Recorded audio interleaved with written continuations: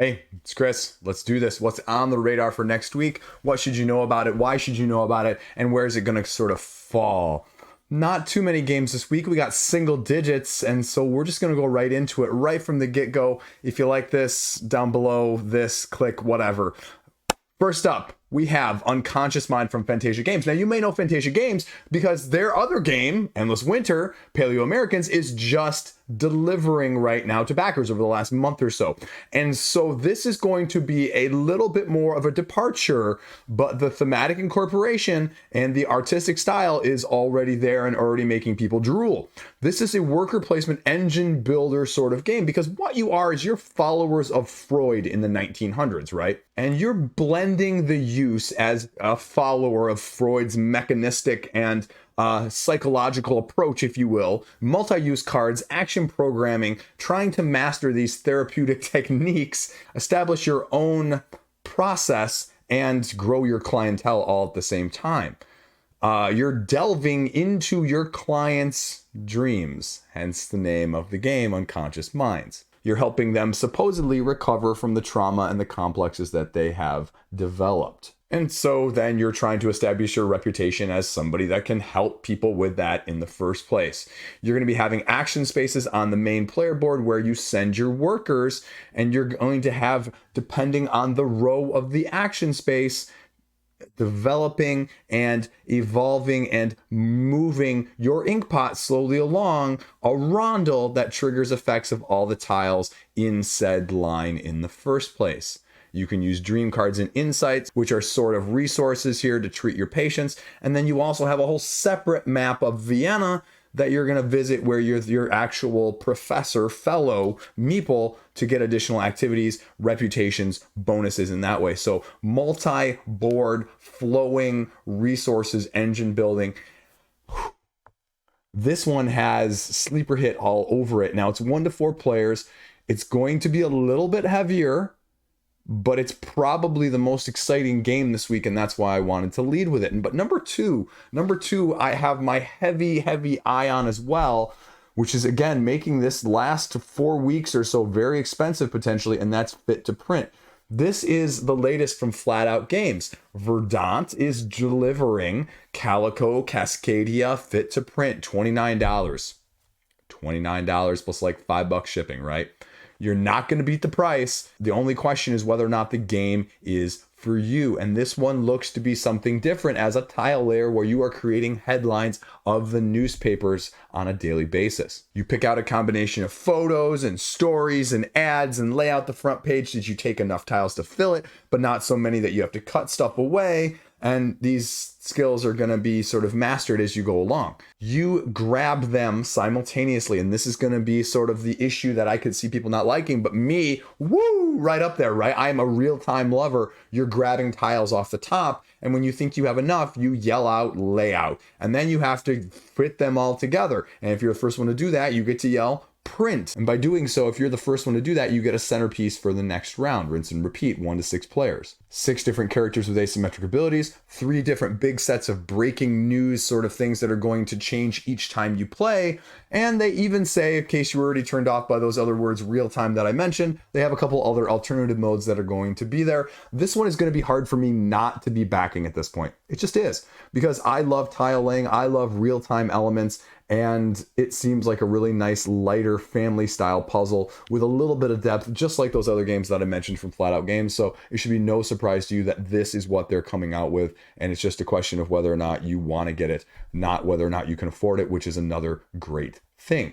Next up, we're going to be talking about Helionox Chronicles. You may be familiar with Helionox as a deck builder. Now, Helionox is giving you a new edition, the Chronicles edition, which is more of a campaign style game. And Helionox is slightly different in the sense of its deck building, in that you have resources you're going to be managing along with building your deck, and you're going to be going to various locations, stomping up various events, fighting an AI system, and sort of dealing with it player by player interaction as well. Engine building, resources, action selection. I mean, it has a little bit more than just a deck builder. Now, they are not going to be compatible with the other games, but you're going to be gradually trying to gather your influence through the various campaign scenarios, trying to, as I said, beat the game potentially at its own game. right? You are building infrastructure as an architect around the solar system through a number of planets that you're going to have access to, which are each going to have events at them that you are going to be trying to finish. And if you don't finish them, then the game is scoring. If you finish them, you're scoring, potentially getting resources. You're building up your main player board, which is a ship board that you are managing not only the fuel to get around from system to planet,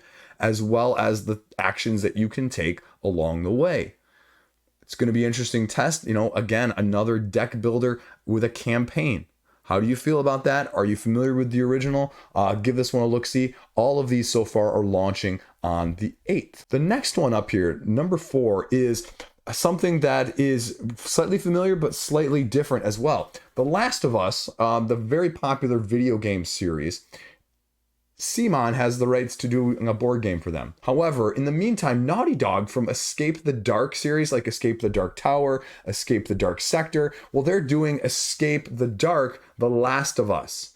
And so we're going to see this black and white horror-esque survival theme being incorporated from them in combination with The Last of Us. If you're not familiar with the series as a whole, I mean, they're cooperative, easy to understand gameplay-wise, black and white illustrated chapter cards that you work to resolve together to overcome challenges, create new paths as you go through.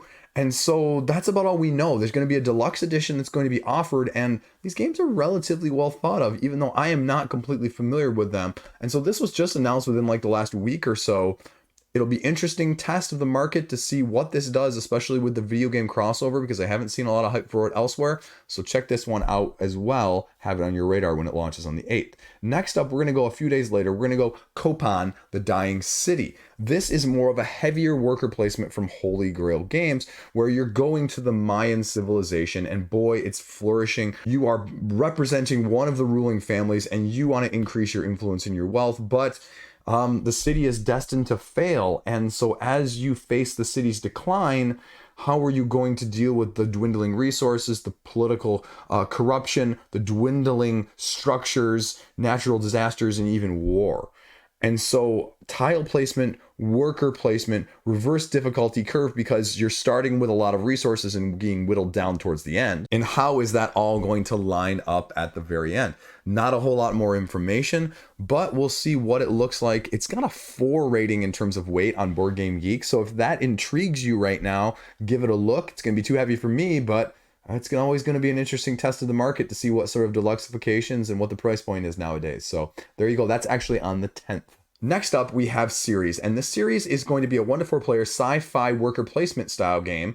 We're sticking with a worker placement mechanism here, and this is going to be where you're taking over as one of the corporations doing asteroid mining, and you're playing over 3 years, full rounds within those years of the corporation's activities and turns. You're going to be doing things like launching mining probes, trading raw materials, constructing, upgrading facilities, expanding the colony of Ceres in order to be the one that controls the most on Ceres at the end of the game. You're going to have technology upgrades, research upgrades, exploiting the Mars Council in the first place to gain more power. So it's going to be interesting. It says in the Board Game Geek description, they've got an innovative twist on the worker placement style of game. So let's see what they can put out there as you're slowly trying to assemble your company, corporation, magnet, monopoly, tycoon, whatever you want to call it. And it's going live on the 8th. Next up, we're just going to be talking about this one because it's brief, it's quick, it's on the 8th. No such thing as a free sandwich. It's a party game for 2 to 8 players. You're down to 2 slices of bread, and everyone's trying to create the best sandwich every single round. You have 3 ingredient cards. You draw a challenge card. You make a sandwich out of whatever ingredients you have based on what the challenge has you do. You can lay anywhere up to like 1 card or 3 cards, and then rinse and repeat. Best suited to the challenge wins the round. Win a number of rounds. You win the game. That's it. Little party game, little sandwich game.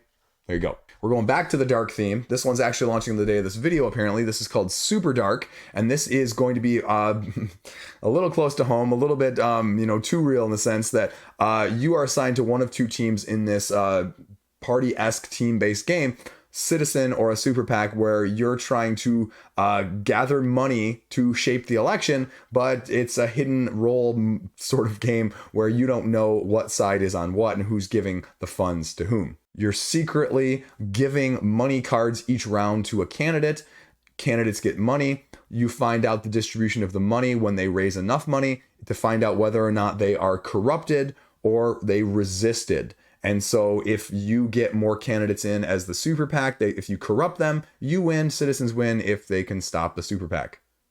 It's like a combination of Secret Hitler and Murder in Hong Kong, if you will, with dirty political money, if you will. So there you go. Super dark. Next up, also launching the 8th, we have Henchmania, the 2nd edition, which is self-described as a combination of Game of Thrones and Monty Python, where you're trying to be the first one to amass 30 points as one of the lords trying to take over the land through the use of your minions slowly capturing parts of the city and using your influence to win battles along the way. Now, this is going to be a 2nd edition with new gameplay, new design, as well as 2 new expansions that are going to be along with it. They're going to be separate for an upgrade pack as well if you own and supported the first time around.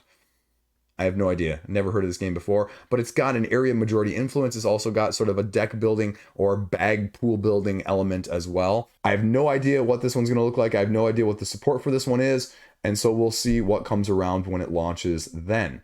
Last up here, Legends of Storm City is a roll and write where you take on the role of, well, one of the heroes in Storm City. You're going up against villainous leaders and their henchmen who intend to carry out evil plans and Pinky and the Brain conquer the world sort of things. But you have a hero sheet where you're writing down damage and you have powers that you can use, and villains and minions are going to have their own sheets that you're going to be going up against. You're going to be activating dice depending on the results to play your special abilities, and then they're going to be activating a main plan that you're going to have to try and thwart, as well as initiating attacks against your heroes in the first place. Once the villain turn finishes, then the hero turn begins. You go around clockwise based on initiative, and then you roll your dice and you activate your own powers, deactivate the enemy plans that they set in motion, as well as attack them until they're knocked out, or you can take them to jail, which is called the Red Cube.